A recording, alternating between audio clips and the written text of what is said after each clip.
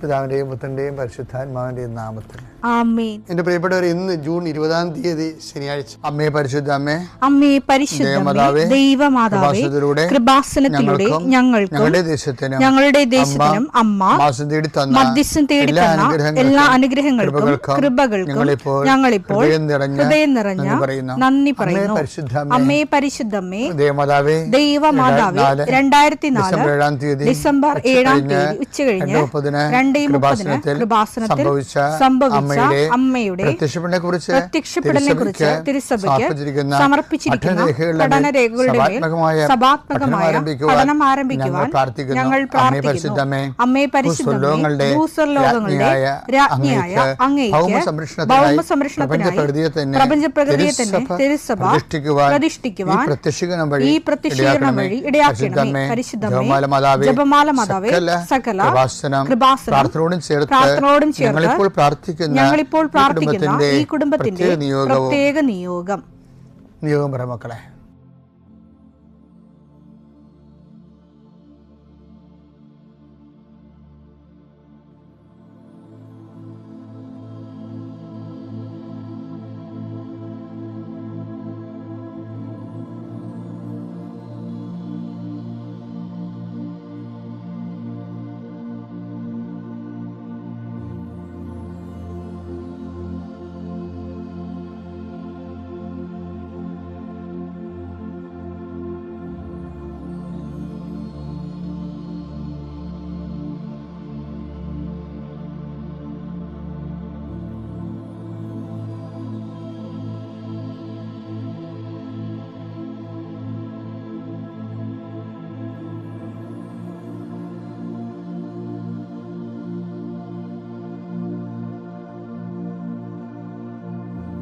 അമ്മയുടെ പ്രത്യക്ഷീകരണത്തിന്റെ ഈ അനുഗ്രഹവേളയിൽ ഞങ്ങൾക്ക് സാധിച്ചു തരുവാൻ കനിയണമേ. ആമേൻ. വിശ്വാസ പ്രമാണം.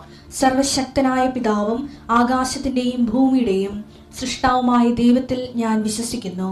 അവിടുത്തെ ഏകപുത്രനും ഞങ്ങളുടെ കർത്താവുമായ ഈശോ മിശിഹായിലും ഞാൻ വിശ്വസിക്കുന്നു.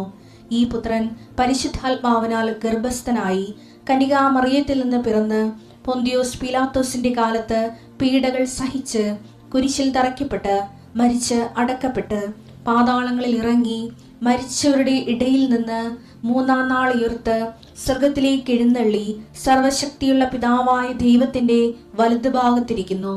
അവിടെ നിന്ന് ജീവിക്കുന്നവരെയും മരിച്ചവരെയും വിധിക്കുവാൻ വരുമെന്നും ഞാൻ വിശ്വസിക്കുന്നു.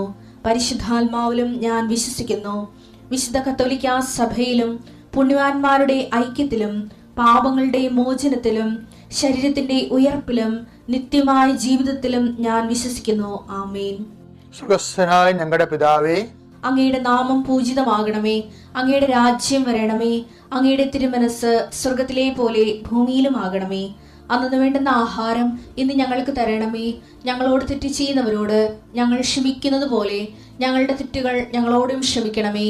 ഞങ്ങളെ പ്രലോഭനത്തിൽ ഉൾപ്പെടുത്തരുതേ, തിന്മയിൽ ഞങ്ങൾ രക്ഷിക്കണമേ. ആമേൻ. നന്മ നിറഞ്ഞ മറിയമേ, സ്വസ്തി. കർത്താവ് അങ്ങയുടെ കൂടെ സ്ത്രീകളിൽ അങ്ങ് അനുഗ്രഹിക്കപ്പെട്ടവളാകുന്നു. അങ്ങയുടെ ഉദരത്തിൻ ഫലമായി ഈശോ അനുഗ്രഹിക്കപ്പെട്ടവനാകുന്നു. പരിശുദ്ധ മറിയമേ, തമ്പുരാന്റെ അമ്മേ, പാപികളായ ഞങ്ങൾക്ക് വേണ്ടി ഇപ്പോഴും ഞങ്ങളുടെ മരണസമയത്തും തമ്പുരാനോട് അപേക്ഷിക്കണമേ. ആമേൻ. കർത്താവേ, നിന്റെ ഉന്നതമായ നാമത്തിന് സ്തോത്രം ചെയ്യുന്നു. കർത്താവേ, നിന്റെ വിശുദ്ധ പൗരോഹിത്യത്തെ മഹത്വപ്പെടുത്തണം. കർത്താവെ, സഭയിലുള്ള സാന്നിധ്യം പ്രകടമാക്കണം. 40 വർഷം അർപ്പിച്ച കൃപയുടെ യുഗതിയായി കൃപാസ്ഥാനത്താരെ ജീവനോടെ പ്രത്യക്ഷപ്പെട്ട പരിശുദ്ധ അമ്മയുടെ മാധ്യസ്ഥത്തിലെ കർത്താവെ, ഈ ദിവസം വെളുപ്പാങ്കാലത്ത് എഴുന്നേറ്റിരുന്നത് കൂടുന്നവരുണ്ട്. സമയം രാവിലെ ഇപ്പം കിട്ടാത്ത കാരണം പിന്നീട് കൂടുന്ന മക്കളുമുണ്ട്. ആരായാലും ശരി കർത്താവെ, അവരെ നീ ആശീർവദിക്കണം. ഇന്നത്തെ ദിവസം അവരുടെ അശ്രദ്ധ കൊണ്ടായിരിക്കും ചിലപ്പോൾ സമയത്ത് അവരത് ഓർത്ത് കാണത്തില്ലായിരിക്കും. പക്ഷെ അകപ്പെട്ടു പോയി. അങ്ങനെയുള്ളവരെ കർത്താവ് ശിക്ഷിക്കരുത്. മനുഷ്യൻ്റെ അകപ്പെട്ടു പോയ ഇടങ്ങൾ തോറ്റ് പരീക്ഷയുടെ പാതാളത്തിൽ പോയ ആൾക്കാരുണ്ട്. ഇൻ്റർവ്യൂവിന് തോറ്റ് വിസ പ്രോസസ്സിങ്ങിൽ പെട്ടുപോയവരുണ്ട്. അതിൻ്റെ ഒരു പാതാളം നിങ്ങളുടെ മുമ്പിലുണ്ട്. ഓരോ ബിസിനസ്സുകൾ, ഓരോ കച്ചവടങ്ങൾ നഷ്ടം വന്ന് നഷ്ടത്തിൻ്റെ പാതാളത്തിൽ പോയ ആൾക്കാരുണ്ട്. ഈശോയെ, രോഗങ്ങൾക്ക് മരുന്ന് കഴിച്ച് ഓപ്പറേഷനുമായി ഓപ്പറേഷൻ ഡോക്ടർ തന്നെ പറയുന്നു ഓപ്പറേഷൻ ചെയ്താലും ശരിയാകുമെന്ന് അറിയത്തില്ലെന്ന് പറയുമ്പോൾ രോഗത്തിൻ്റെ പാതാളത്തിൽ അകപ്പെട്ടവരുണ്ട്. പക്ഷേ ഓരോ രാജ്യങ്ങളിൽ മെഡിസിനൊക്കെ എടുത്തിട്ട് തിരിച്ചു വന്നിട്ട് ഇന്ത്യൻ പരീക്ഷ എഴുതിയിട്ട് തോറ്റുപോയവരുണ്ട്. അവർക്ക് ആത്മവിശ്വാസം നഷ്ടപ്പെട്ടു പോയവരുണ്ട്. വിവിധ രാജ്യങ്ങളിൽ കർത്താവെ ഓരോരോ പരീക്ഷകൾ, അതുപോലെ തന്നെ ഓരോ തരത്തിലുള്ള തീസിസ് വർക്കുകൾ, PhD തീസിസ് വർക്കുകൾ, ചില പാതാളങ്ങളിൽ ചെന്ന് അകപ്പെട്ടവരുണ്ട് ഈശോയെ. ചില ഗുരുക്കന്മാർ, ഗൈഡുമാർ ശിക്ഷിക്കുന്നവരുണ്ട്. മാനസികമായ പലതരത്തിലുള്ള സാഡിസ്റ്റുകളായിട്ടുള്ളവരുണ്ട് ഈശോയെ. അങ്ങനെയുള്ള പാതാളങ്ങളിൽ ചെന്ന് അകപ്പെട്ടവരുണ്ട് ഈശോയെ. ഇതുപോലെ ഓരോ വിഷയങ്ങളും മനുഷ്യൻ അനുഭവിക്കുന്ന സാമ്പത്തിക ചില കടങ്ങൾ, ചിലയിടത്ത് കൊണ്ട് പണയം വെച്ചിട്ട് അവസാനം നമ്മുടെ കിഡ്നി വരെ വിറ്റാലും തീരാത്ത അവസ്ഥയിൽ പുതിയ പുതിയ പലിശക്കടങ്ങൾ വന്ന് പാതാളത്തിൽ അകപ്പെട്ടവരുണ്ട് ഈശോയെ. അടക്കപ്പെട്ട പ്രതീക്ഷകളെ കർത്താവ് നിൻ്റെ പ്രകാശത്താൽ പുതിയ പ്രത്യാശ നൽകിക്കൊണ്ട് യേശു ക്രിസ്തുവിൻ്റെ നാമത്തിൽ എന്തെല്ലാം വിഷയത്തെ ദൈവവേദനെ നീ ഇന്ന് വേദനിക്കുന്നുണ്ടോ അതെല്ലാം കർത്താവിൻ്റെ നാമത്തിൽ നീങ്ങിപ്പോകട്ടെ എന്ന് ഈശോ നാമത്തിൽ കൽപ്പിക്കുന്നു. നിത്യം പിതാപുത്രനും പരിശുദ്ധാത്മാവ് സർവീശ്വര എന്നേക്കും ആമേൻ.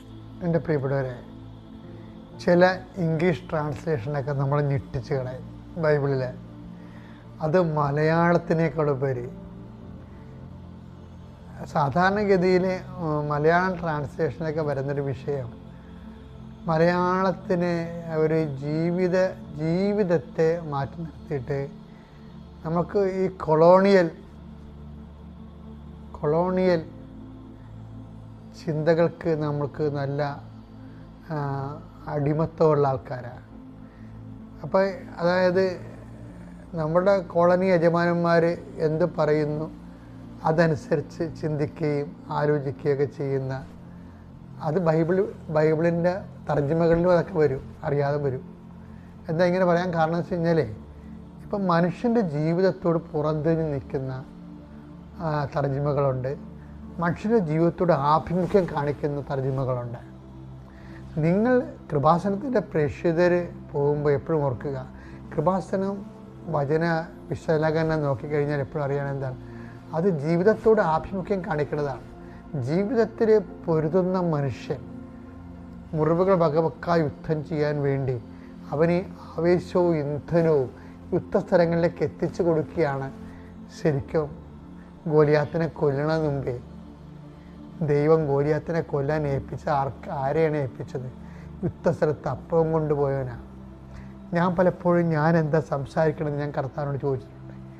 അപ്പോഴൊക്കെ എൻ്റെ മനസ്സിൽ ചോദിക്കണം, നീ ദാവീദാണ്, നിൻ്റെ പണി യുദ്ധസ്ഥലത്ത് അപ്പവും കൊണ്ടുപോവുകയാണ്.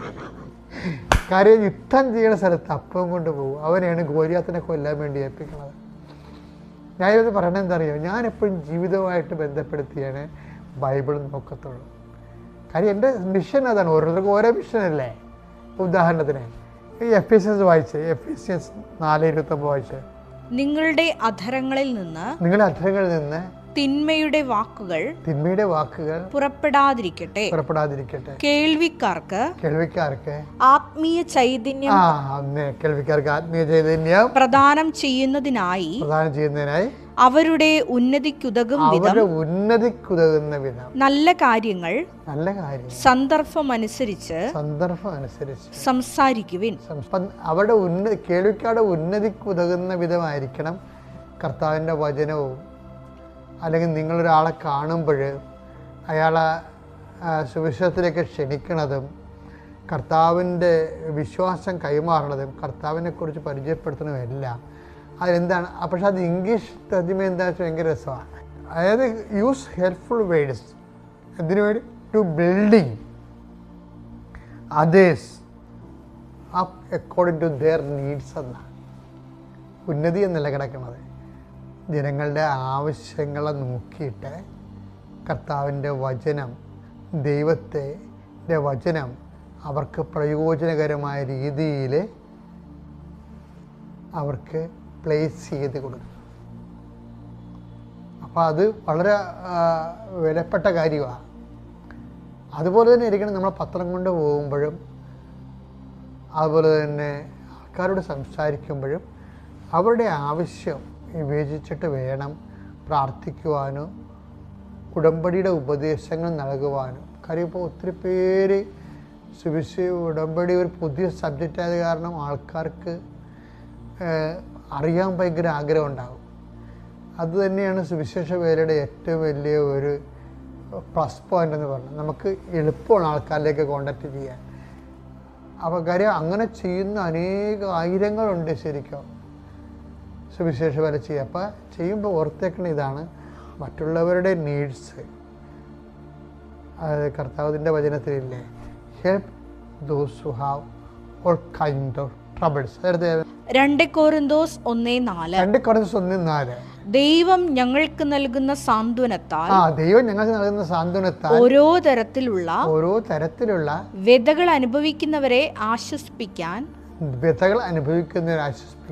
ഞങ്ങൾ ശക്തരാകേണ്ടതിന് ഞങ്ങൾ ദൈവത്തിൽ നിന്ന് അനുഭവിക്കുന്ന അതേ ആശ്വാസം തന്നെ അവരും അനുഭവിക്കേണ്ടതിനും അവിടുന്ന് ഞങ്ങളെ എല്ലാ ക്ലേശങ്ങളിലും സമാശ്വസിപ്പിക്കുന്നു.